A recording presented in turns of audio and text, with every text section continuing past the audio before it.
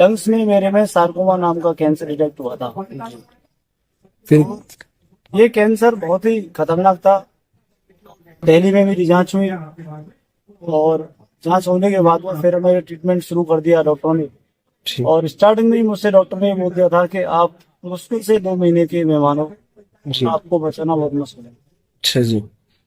लेकिन मेरे अंदर विश्वास था कि मैं ठीक हूँगा, मैं कहीं से भी ठीक हूँ, बस मैं ठीक होना है। और मेरा ट्रीटमेंट शुरू हो गया। वहां पे कीमो स्टार्ट हो गई जी। और करीब 2.5 साल तक मेरी कीमो चलती रही। मुझे लगभग 55 कीमो मुझे डॉक्टरों ने दे दी, जी। जिससे मेरी इतनी बुरी स्थिति हो गई थी कि मेरे सारे नाखून झड़ गए थे। नाखून आप देख रहे हो, मेरे दोबारा से नाखून आए, जी। मेरे सारे बाल झड़ गए, सर से लेके पैर तक सारे बाल झड़ गए। बहुत बुरी स्थिति मेरी हो गई। लेकिन ठीक होने का तो कहीं कोई मतलब ऐसा नहीं लग रहा था डॉक्टरों के अनुसार कि मैं ठीक हो पाऊंगा। जी। तो डॉक्टरों ने तो मुझसे शुरू में ही मना कर दिया था। अच्छा जी। लेकिन मेरे अंदर विश्वास था, ये मेरा परिवार है, मेरे बच्चे हैं, मेरी पत्नी है, जी। मुझे पूरा विश्वास था। मैंने सोच लिया था कि मैं ठीक होऊंगा। अपने माँ बाप के लिए, अपने परिवार के लिए, अपने भाई बहन के लिए मुझे ठीक होना है। जी। और सोच रखा था मैंने पहले दिन से ही कि मैं इस बीमारी से नहीं मरूंगा। जी। चाहे जी। कुछ भी हो जाए, मैं कहीं से भी ठीक हूँ, कैसे भी ठीक हूँ, लेकिन मैं इस बीमारी से नहीं मरूंगा। जी। मुझे ठीक होना है।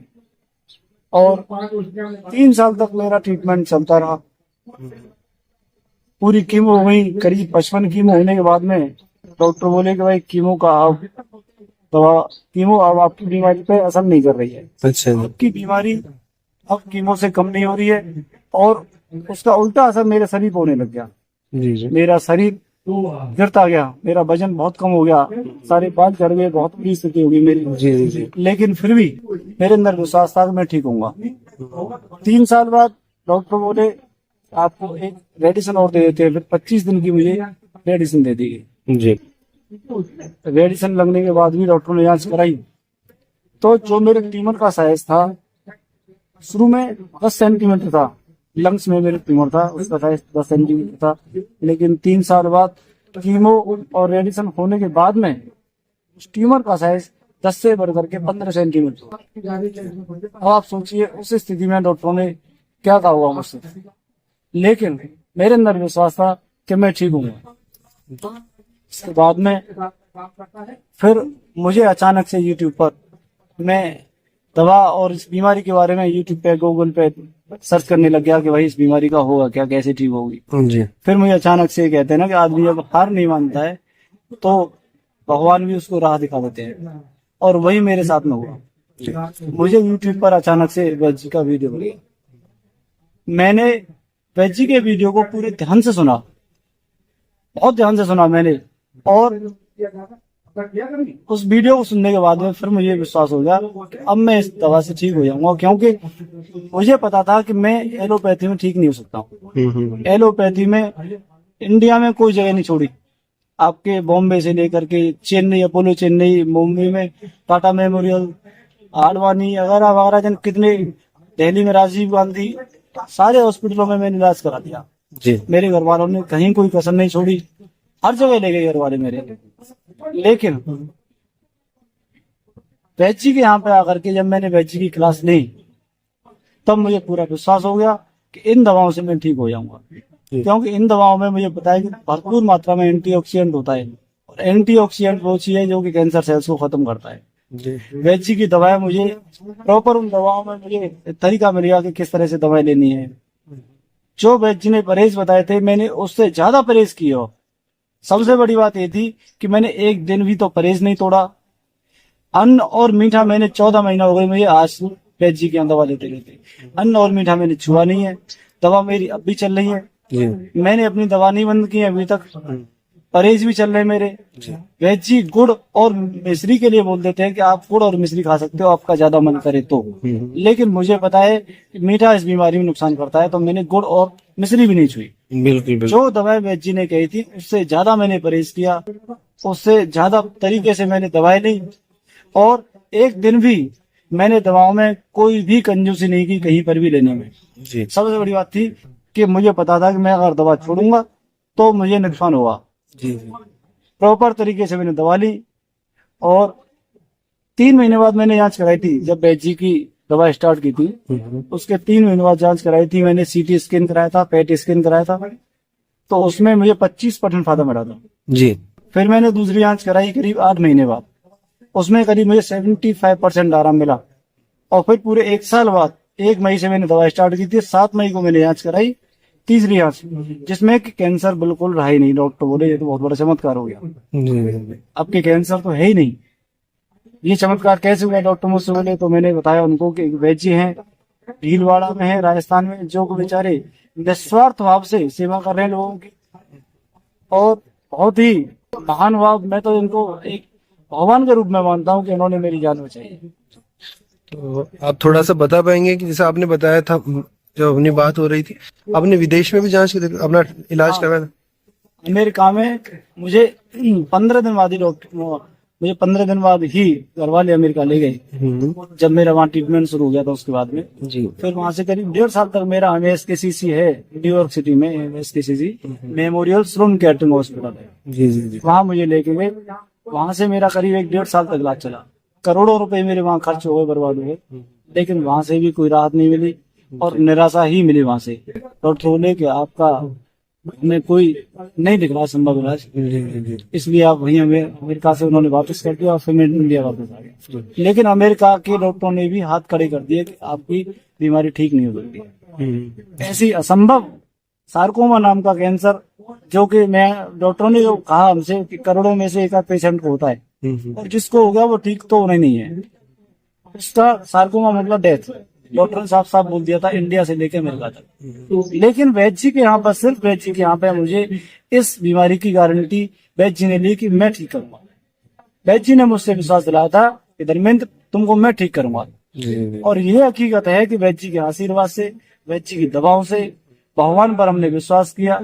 घर वालों ने पूजा पाठ में कोई कसर नहीं छोड़ी, रात और दिन पूजा पाठ की। मेरे बाबूजी ने, मेरी माँ ने, मेरी पत्नी ने, मेरे भाई ने, मेरी बहन ने, सब लोगों ने बहुत तपस्या की। कोई जगह नहीं छोड़ी, कोई तांत्रिक नहीं छोड़ा, कोई मंदिर नहीं छोड़ा। इतनी तपस्या की मेरे लिए। बहन का हमेशा ऋणी हूँ, वैद्य जी का ऋणी हूँ, और वैद्य जी की पूरी टीम का ऋणी हूँ कि इनकी वजह से मुझे जीवन दान मिला। और आज मैं पूर्ण रूप से अपने परिवार के साथ में स्वस्थ बैठा हूँ।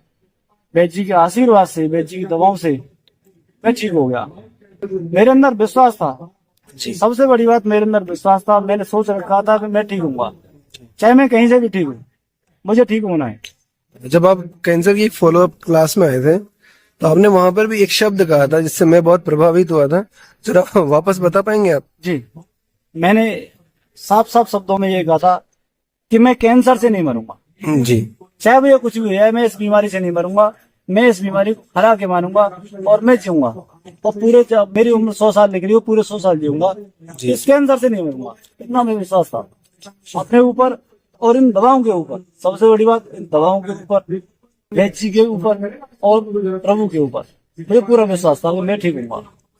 जो भी कैंसर रोगी हैं या जो भी इलाज ले रहे हैं, चाहे नवग्रह आश्रम से लें या कहीं और से भी अगर लेते हैं, तो उन्हें आपको क्या एक सजेशन आपकी तरफ से देना चाहिए? ये सजेशन देना चाहूंगा भाइयों कि एलोपैथी में अगर इलाज है तो बहुत प्री स्टेज में हो सकता है मे भी। जी मुझे विश्वास नहीं है एलोपैथी पर। जी जी जी मुझे 1% भी विश्वास नहीं है एलोपैथी पर। एलोपैथी से सिर्फ कुछ साल की उम्र बढ़ जाएगी।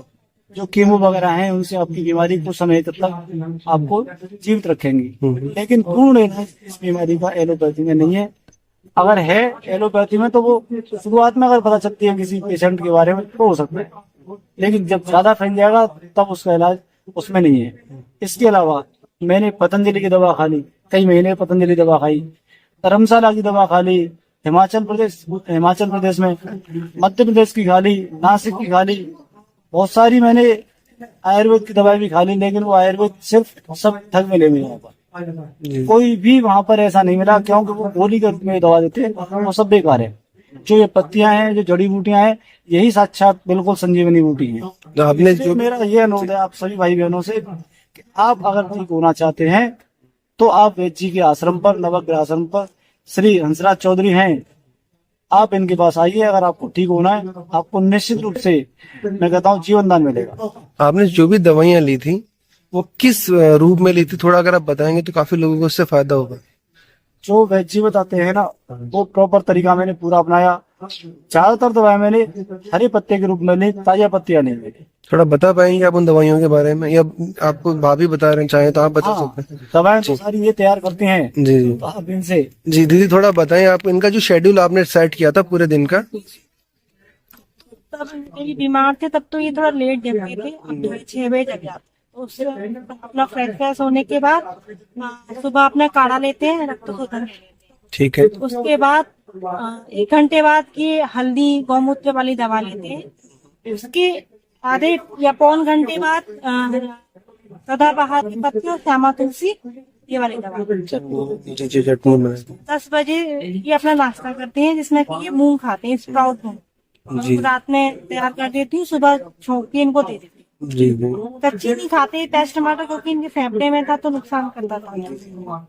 तो उसके बाद फिर नाश्ता करने के बाद 1-1.5 घंटे बाद ये ज्वारा और नीम गिलोई, अश्वगंधा के पत्ते, पीपल के पत्ते, एलोवेरा, नागर मोथा और शीशम के पत्ते, ये सब मैं मिक्स करके इनको मिक्सर में पीस के दवा जूस बनाकर दे देती थी, वो लेते हैं। उसके बाद फिर ये 1-1.5 घंटे बाद किट लेते हैं जो वैद्य जी देते हैं। जी जी उस किट को तैयार करती हूँ इनके लिए, उसका काढ़ा पीते हैं। उसके बाद ये 2-2:30 बजे टाइम रोटी खाते हैं, 2 रोटी खाते हैं। अब 2 रोटी खाने लगे, जब बीमार थे तब 1 या 1.5 खाते। जी जी जी उसके बाद खाना खाते हैं, फिर शाम को 4 बजे नाश्ते में कुछ ले लेते हैं। नाश्ता करने के बाद फिर शाम को वही सदाबहार श्यामा तुलसी के पत्ते वाली दवा लेते हैं। 8 बजे शायद 7 बजे ले लेते हैं हल्दी गौमूत्र वाली दवा। 8 बजे अपना खाना खा लेते हैं, उसके बाद दूध पी लेते हैं।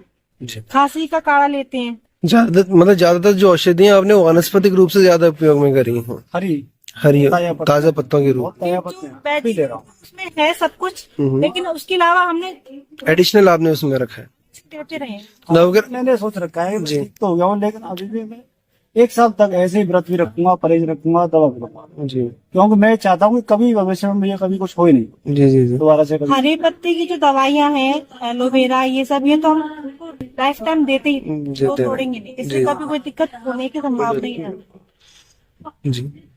तो जो भी आपने नवग्रह आश्रम की दवा, कोई और भी एडिशनल मेडिसिन या कोई सप्लीमेंट्स वगैरह लिए हैं निकलने के लिए दवा? नवग्रह आश्रम की जब से दवा स्टार्ट की है मैंने, तब से कोई दवा नहीं, सिर्फ ये। मैंने वैद्य से पूछा था कि मेरी कीमोथेरेपी की दवाएं चल रही हैं, इनको मैं लेता रहूं या फिर बंद कर दूं। तो वैद्य जी ने मुझसे साफ शब्दों में कहा था कि धर्मेंद्र ये दवाएं आप बंद कर दो, क्योंकि अगर आप कीमो वाली दवाएं लोगे तो आप को ये दवाएं काम नहीं करेंगी। आयुर्वेद की जो जड़ी बूटियां हैं ये आपको काम नहीं करेंगी, आप उनको बिल्कुल छोड़ दीजिए। और मैंने वैद्य जी की बातों पर पूरा विश्वास किया, मैंने वो दवाएं उसी दिन से बंद कर दी, और आज तक फिर मैंने उन दवाओं की तरफ मुड़ के भी नहीं देखा।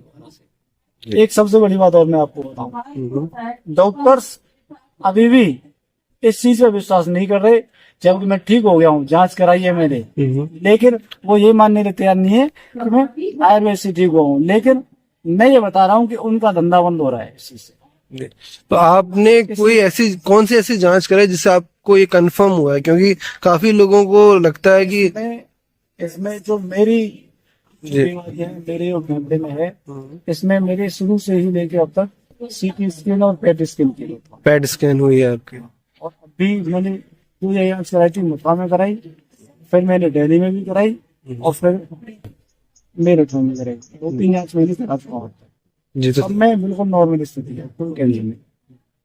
चलिए, बहुत बहुत शुभकामनाएं आपको और आपके पूरे परिवार को नवग्रह आश्रम की ओर से, और हमारी आशा ये रहेगी कि आप स्वस्थ रहें, और जो भी व्यूअर्स नवग्रह आश्रम के इस यूट्यूब चैनल को देख रहे हैं उन तक भी आपकी जो पूरी, जो आपने अपना परहेज और आपके जो आत्मविश्वास के बारे में आपने बात बताई है, वो भी उसे पूरी अच्छी तरह से ग्रहण करेंगे और वो भी जल्दी स्वस्थ लाभ को पाएंगे। आपका बहुत बहुत धन्यवाद।